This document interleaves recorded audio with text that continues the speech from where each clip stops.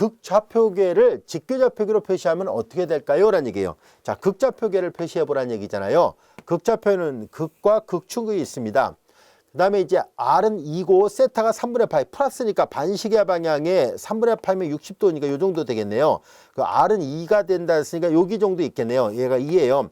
따라서 이렇게 극좌표가 주어지면은 그 점을 이렇게 표시하는 데는 큰 어려움은 없어요. 즉 극좌표를 보고 점을 표시하는 방법은 이렇게 유일하게 하나로 표현되지만 거꾸로 점이 주어졌을 때 그것을 극좌표로 표시하는 것은 유일하지가 않아요. 무수히 많습니다. 아시겠죠? 자, 이제 우리는 이 점을 직교좌표계로 표시하면 어떻게 되나요? 라고 얘기를 했었잖아요. 자, 그래서 이 점을 직교좌표계 하듯이 수선에 발을 내리겠습니다. 모양을 잘 보세요. 2대 1대 루트 3의 관계식을 만족하는 삼각비를 쓸 수 있는 도형이라는 것을 알 수 있습니다. 따라서 우리는 여기 극을 여기 직교좌표계의 원점과 일치시키고 극축을 직교좌표계의 양의 수축과 일치시켰다라고 가정을 한다면 얘를 표시할 때 수선의 발 내리고 수선의 발 내렸으니까 x좌표가 1, y좌표가 루트 3이구나 라는 것을 알 수 있습니다. 따라서 1, 루트 3으로 표현할 수 있구나 라는 것을 알게 됐어요. 자, 이렇게 표현되는 것은 극좌표 표현이고 이렇게 표현되는 것은 직교좌표계 표현입니다. 같은 점을 표현하는데 직교좌표계는 이렇게, 극좌표는 이렇게 표현한다는 거 이해할 수 있죠? 자, 이제 극좌표가 주어지면 직교좌표계로 유일하게 표현이 가능합니다. 자, 이번에는 직교좌표계를 극좌표로 표시하는 방법을 알아보려고 하는데요. 자, 직교좌표계를 표시합니다. 마이너스 1, 루트 3 여기 있네요. 자, 이 말의 의미는 자, 여기 좌표가 마이너스 1이고 여기가 이제 루트 3이라는 얘기잖아요. 그러면 원점 루트 이전까지의 거리는 2가 되는군요. 자, 그리고 요 변의 길이는 이 좌표는 마이너스 1이지만 그 크기는 1이죠. 요 크기는 루트 3이죠. 2대 1대 루트 3이에요. 그 여기는 각이 요 직각삼각형 여기가 3분의 파이지만 항상 각을 잴 때는 양의 수치로부터 각을 재거든요. 그러니까 이게 파이 마이너스 3분의 파이니까 3분의 2파이가 되는구나 라는 것을 알 수 있습니다. 요 각이 3분의 2파이예요. 자, 이제 그러면 직교좌표계로 마이너스 1, 루트 3으로 표현된 것을 얘를 극좌표계로 표시하면 어떻게 될까요? 라는 얘기인데요. 얘를 극좌표로 표시할 때 일반화된 좌표는 이렇게 표현하기 때문에 마이너스 1의 n승 r은 2예요. 그 다음에 세타, 자, 요 이제 우리는 평각의 주값이라 얘기를 하는데요. 그것이 이제 3분의 2파이 그리고 플러스 n파이로 표시를 합니다. 그래서 일반화된 극좌표는 이렇게 표현을 해야 돼요. 여기서 n은 물론 정수입니다. 따라서 이 두 예문의 차이점을 여러분들이 잘 구별을 해야 돼요. 극좌표가 주어지면 그것을 직교좌표계로 표시하는 것은 유일하게 한 가지 방법밖에 없어요. 그 이유는 데카르트 좌표계에는 점이 주어지기만 하면 그 점을 표현하는 방법은 유일하게 하나밖에 없었기 때문입니다. 그러나 반대로 직교좌표계가 주어진 상태에서 그 점을 극좌표로 바꾸려고 한다면 보다시피 한 점을 표현하는 극좌표 표현 방법은 무수히 많다는 것을 알 수 있고요. 그걸 일반화시켜서 표시한 게 바로 이거라서 여러분들 이걸 반드시 암기하고 있어야 돼요. 자, 그래서 항상 신경 써야 됩니다. 극좌표계가 주어졌을 때 직교좌표계는 그냥 유일하지만 직교좌표가 주어졌을 때 극좌표를 바꾸는 건 결코 유일한 표현이 있지는 않다는 것을 잘 구별하시기 바랍니다. 예제 1번의 문제 뜻 이해할 수 있겠죠? 자, 이어서 예제 2번의 문제를 보겠습니다. 평면상의 점을 극좌표를 이용하여 표시했을 때 3, 4분면에 속하는 점을 고르시오라고 되어 있습니다. 자, 여기서 극좌표는 앞서 얘기한 것처럼 극과 극축만 있을 뿐이에요. 따라서 평면을 4등분하거나 그러지는 않았죠. 그러나 조금 전에 여기서 설명한 것처럼 자, 요 극을 직교좌표계의 원점으로 극축을 직교좌표계의 양의 x축이라고 가정하자라고 했었잖아요. 자, 그래서 우리는 앞으로 극좌표계를 원래는 이렇게 음의 실수축과 y축이 없어요. 오직 극과 극축만 있거든요. 그럼에도 불구하고 우리는 앞으로 이런 문제를 해결할 때 우리는 이렇게 직교좌표계를 가상의 직교좌표계랑 같이 포개놓고 생각을 해 보려고 합니다. 자, 그래서 여기를 1사분면, 2사분면, 3사분면, 4사분면이라 할 거예요. 그럼 다음 보기 중에서 3, 4분면에 속하는 점을 찾아보세요라는 얘기니까 여기에 있는 점을 찾으라는 얘기예요. 자, 그래서 여기 있는 점을 찾아보도록 할게요. 먼저 1, 3분의 파이. 자, 3분의 파이. 각을 먼저 계산하는 게 이해하기 쉬워요. 3분의 파이가 극주로부터 이루는 각의 크기가 3분의 파이고요. 3분의 파이가 60도예요. 이 정도 있습니다. 그리고 그로부터 거리가 1, 여기가 1이에요. 그러니까 여기가 1,3분의 파이니까 얘는 4분면을 말하면 1,4분면에 있는 점이다 라는 것을 알 수 있습니다. 자, 이번에는 요걸 계산을 해야 되는데요. 요거 항상 신경 써야 돼요. 자, 이제 제1성분에 마이너스가 있을 때 극좌표에서는 얘가 없는 점을 먼저 찾으라고 얘기했었죠. 따라서 우리는 2,4분의 5파이를 먼저 찾도록 하겠습니다. 2,4분의 5파이인데요. 4분의 5파이라는 얘기는 파이 더하기 4분의 파이잖아요. 자, 이제 파이 더하기 4분의 파이. 여기 있네요. 얘가 파이 더하기 4분의 파이가 이 정도 있습니다. 길이는 이 정도 되고요. 여기가 2, 마이너스가 아니에요. 2, 파이 더하기 4분의 파이. 파이가 180도잖아요. 거기다 45도를 더 더했으니까 여기에요. 그래서 4분의 5파이, 2,4분의 5파이는 여기 있는 점인데 이 점을 말하는 게 아니에요. 여기에 마이너스가 있으니까 뭐예요? 이 점에 극점 대칭점을 말하니까 바로 여기에 있습니다. 그래서 2번 보기는 오히려 3선면이 아니라 1사분면에 있었던 점이에요. 이해할 수 있겠죠? 그래서 제1성분 앞에 마이너스가 있으면 언제나 극점 대칭이라는 것을 잘 알아두세요. 자, 그 다음에 이제 여기 제2성분의 마이너스라는 얘기는 반시계 방향으로 갈 때가 플러스, 평각이 시계 방향으로 갈 때가 마이너스라 얘기를 했었으니까 얘는 바로 시계 방향으로 30도만큼을 가고 그로부터 거리가 2라는 얘기니까 여기쯤에 있는 거예요. 자, 여기 시계 방향으로 갈 때가 마이너스예요. 그로부터 거리가 2, 요 점이 좌표가 2, 마이너스 6분의 파이니까 보다시피 얘는 4사분면에 있는 점입니다. 자, 그럼 이번엔 얘를 계산해 볼게요. 3분의 4파이는 3분의 4파이라는 것은 파이 더하기 3분의 파이잖아요. 그래서 1,3분의 4파이라는 얘기는 그로부터 거리가 1이고 평각이 파이가 여기 있고 3분의 파이가 이 정도 더 와요. 그래서 이 정도 있어야 되겠네요. 이 정도. 자, 이제 이 각이 바로 3분의 4파입니다. 그리고 제1성분의 플러스니까 여전히 여기를 말하고요. 그러니까 얘가 1,3분의 4파이니까 따라서 4번이 3, 4분면에 있는 점의 위치를 나타내고 있었다는 것을 알 수 있습니다.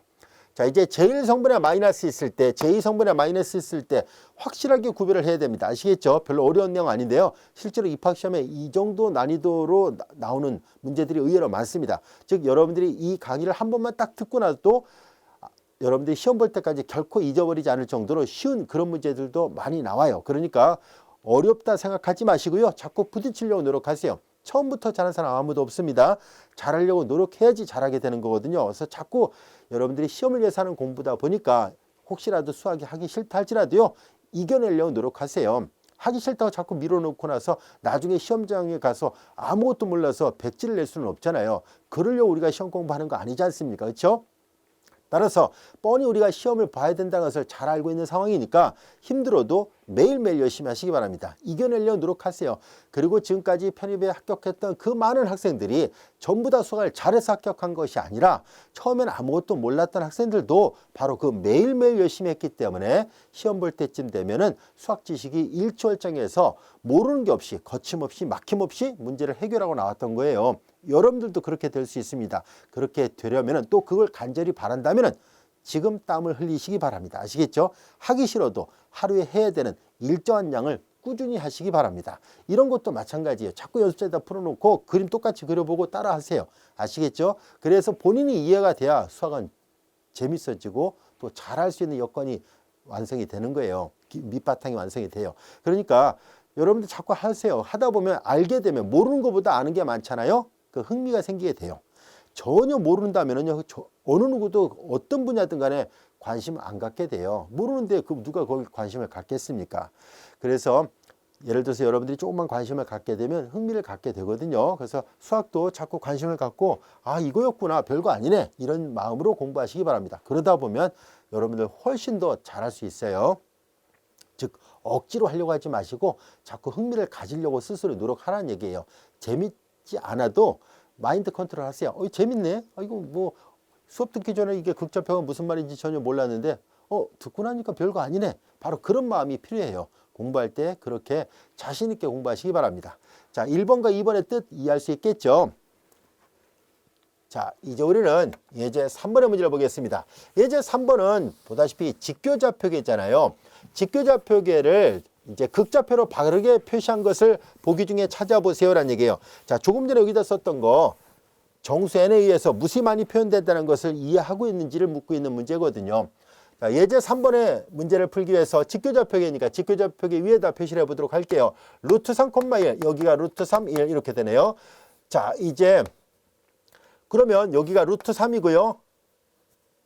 여기가 1이에요. 그럼 2대 1대 루트 3이잖아요. 여기가 60도고 여기가 30도예요. 그러니까 여기가 도로 30도니까 라디안은 6분의 파이 라디안이죠. 따라서 요 점을 직교좌표계로 되어 있는 걸 극좌표로 표현할 때 무수히 많은 점의 좌표가 나타나잖아요. 자, 이제 그래서 요 점을 표시할 때 가장 기본이 되는 건 r, 세타니까 2하고 6분의 파이 이거지만은 이제 일반적으로 써서 표시해야 되니까 여기는 6분의 파이 플러스 n 파이 여기는 마이너스 1의 n승 이렇게 쓸 거예요. 조금 전에 우리가 기호표기 하는 방법을 배웠잖아요. 따라서 여기서 n은 정수예요. 그래서 보기 중에 하나하나 찾아보도록 하겠습니다. 바르게 나타낸 것을 고르시라는 얘기예요. 자, 이제 이렇게 된 것이 있나요? 라는 얘기인데요. 자, 여기가 2 아니면 마이너스 2가 돼야 되잖아요. n은 정수니까. 그래서 이런 것은 답이 될 리 없다는 것을 알 수 있어요. 2 아니면 얘가 답이 돼야 되겠네요. 자, 이제 여기서 보면은 n이 자, 이제 짝수인 경우를 보겠습니다. n이 짝수인 경우는 여기가 플러스가 되죠. 그 다음에 짝수가 되면 여기 6분의 파이 더하기 여기가 짝수 2이면 여기는 6분의 파이 더하기 2파이가 되니까 6분의 12파이가 6분의 13파이가 나올 수 있고요. 또는 n이 만약에 마이너스 2라고 가정해 보겠습니다. n이 마이너스 2였다라고 가정한다면 6분의 파이 마이너스 12파이가 되니까 마이너스 6분의 11파이 이렇게 쓸 수 있겠죠. 자, 이런 식으로 쓸 수 있습니다. 자, 이제 그러면 이제 보기 중에서 얘하고 얘 중에 어느 것이 답이 될 수 있을까 하는 것을 찾아보세요라는 얘기예요. 그런데 여기서 n이 0이라도 상관없잖아요. 굳이 뭐 2나 4 또는 마이너스 2 이런 걸 따질 필요가 없네요. 그냥 0이라도 상관없네요. 마이너스 0에서 1이 되니까 2, 여기 0이면 6분의 8. 그게 바로 있네요. 4번이었었네요. 이건 다 답이 나올 리가 없죠. 그래서 이렇게 복잡하게 따질 필요 없이 그냥 n이 0이면 바로 답이 4번이었다는 것을 알 수 있습니다. 충분히 이해할 수 있겠죠? 자, 이번에는 우리는 지금 몇 개의 예문을 쭉 관찰해 보니까 극좌표계가 주어졌을 때 그것을 직교좌표계로 바꿀 수가 있고 또한 직교좌표계가 주어졌을 때 그것을 극좌표계로 무수히 많은 극좌표계로 표현할 수 있었다라는 것을 알 수 있었습니다. 그러다 보면은 혹시나 이 직교좌표계와 그리고 극좌표계가 서로 간에 관계가 있는 것이 아닐까 싶은데요. 맞습니다. 바로 그런 관계가 있다는 것을 알아보려고 합니다. 우리는 앞서도 설명한 것처럼 직교좌표계 위에다가 극좌표계를 포개서 그려놓도록 하겠습니다. 자, 이제 앞으로 설명을 좀 더 편하게 하기 위해서 직교좌표계 위에다 극좌표를 표현합니다라는 표현을 사용하지 않고요. 그냥 극좌표계도 이 순간 이후에 이 두 개의 좌표계가 관계가 있거든요. 그래서 이 순간 이후에는 바로 직교좌표계 위에다가 그냥 극좌표계의 그림을 같이 그려서 표현하도록 하겠습니다. 하지만 만약에 여러분들이 서술형 문제를 출제하는 대학을 이제 지원하게 될 경우에는 우리는 지금 이렇게 직교좌표계에다 같이 그리자라고 약속을 했잖아요. 하지만 극좌표계는 원래 이 세로축과 음의 실수축이 없어요. 그러니까 번거롭더라도 여러분들 이렇게 그려놓고 그림을 그리세요. 그리고 여기는 가상의 점선을 이렇게 그리세요. 가상, 실선이 아니라. 그래서 이제 그림 그릴 때 이렇게 해서 하기 바랍니다. 아시겠죠? 물론 대부분의 대학 교재에 이렇게 직교좌표계에다 극좌표계의 그래프를 같이 그려놨어요. 상관없는데 혹시라도 채점하는 교수님께서 꼬치꼬치 이렇게 따지고 들어가는 분일 수도 있잖아요. 그래서 원래 극좌표계는 극과 극축만 있지 이렇게 Y축이라든가 음의 실수축 역할하는 건 없기 때문에 엄밀하게 말하면 이렇게 그려놓고 그림을 그려야 돼요. 우리가 나중에 어떤 그림을 하나 그릴 텐데 그 그림이 이제 이렇게 심장의 모양이 나오면 실제로 이렇게 그려야 돼요. 하지만 이제 우리는 이 순간 이후부터 그림 그리기 좀 편하게 하기 위해서 직교좌표계 위에다가 이런 형태의 그래프도 같이 그리도록 하겠습니다. 아시겠죠? 물론 실제 시험에서 직교좌표계 그려놓고 이렇게 그린다고 해서 틀렸다고 할 가능성은 없지만 그래도 혹시라도 극좌표를 모르는구나 이 학생이 그래서 1점이라도 감점을 당할까 봐 그러지 말자 그렇게 되지 않도록 하자라는 의미에서 이렇게 하는 것이 서술형 문제일 때는 흠잡을 데 없이 완벽한 답안이 될 수 있어요 라고 말한 것 뿐이에요. 아시겠죠?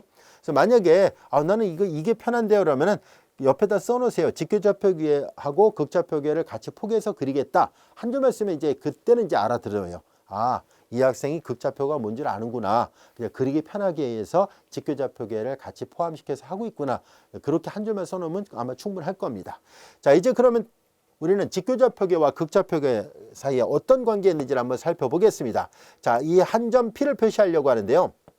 수선의 발열이어서 자, 직교좌표계에서는 이게 X고 이게 Y였다고 했을 때 여기를 XY라 하죠. 자, 그런데 극좌표계에서는요. 그로부터 이전까지의 거리를 측정하죠. 이것이 R이고요. 그 다음에 이제 극추로부터 반시계 방향으로 가기라면 이게 플러스 세타, 시계 방향이면 마이너스잖아요. 자, 그래서 우리는 여기 하얀색 분필로 표시했던 이 X하고 Y는 직교좌표계에서 표현한 식이라면은 이 초록색하고 빨간색은 극좌표에서 표현한 문자들이잖아요. 이들 사이에 관계가 있지 않을까 싶은데요. 잘 보세요. 실제로 관계가 있습니다. 여러분들이 보면 알 수 있듯이 피타고라스 정리를 적용할 수 있다는 것을 알 수 있죠. 그래서 이 식에서 R은 루트 X의 제곱 플러스 Y의 제곱 이런 관계가 있다는 것을 알 수 있고요. 그 다음에 탄젠트 세타를 계산해 보면 탄젠트 세타는 X분의 Y잖아요. 그래서 이 사실로부터 우리는 양변에 탄젠트의 역함수를 취해보면은 세타는 이퀄 아크 탄젠트 X분의 Y 이렇게 사용된다는 것을 알 수 있어요. 물론 X는 0이 아닙니다. 따라서 R은 이퀄 루트 X제곱 더하기 Y제곱 세타는 이퀄 아크 탄젠트 X분의 Y입니다. 이 말은 곧 XY 좌표계가 주어지면은 R과 세타를 찾을 수 있습니다. 라는 것을 말해주고 있습니다. 그리고 만약에 극좌표를 직교좌표계로 바꾸려고 한다면 이 직교좌표계에서 사용하는 XY로 바꾸고자 한다면 R 대신에 루트를 세타 대신에 이 아크 탄젠트를 대입해서 정리하면 된다는 것을 역시 말해주고 있습니다. 그리고 그림을 또 잘 보면 알 수 있듯이 코사인 세타 삼각비를 적용해 보면 마저 계산해 보면 R분의 X라서 우리는 X는 R 코사인 세타로 쓸 수 있다는 것을 알 수 있고요. 사인 세타는 R분의 Y 이렇게 되어 있으므로 Y는 이퀄 R 사인 세타 이와 같이 됩니다. 자, 이 식을 또 보면 알 수 있듯이 극좌표계가 주어지면은 R과 세타가 주어지기만 하면 그로부터 X좌표하고 Y좌표를 찾을 수 있다는 것을 말해줍니다. 또한 거꾸로 X, Y 대신에 각각 이걸로 바꿔놓으면 직교좌표계를 극좌표계의 형태로 표현을 바꿀 수도 있다라는 것을 두루두루 말해주고 있습니다. 그래서 이런 관계를 잘 살펴본 결과 직교좌표계와 극좌표계는 서로 간에 잘 호환이 되고 있구나라는 것을 알 수 있습니다. 이해할 수 있겠죠? 그래서 이제 조금 전에도 설명한 것처럼 이제 극좌표계의 그래프를 그리고자 할 때는 그리기 편하게 직교좌표계 위에다 같이 포개서 그림을 그리도록 하겠습니다.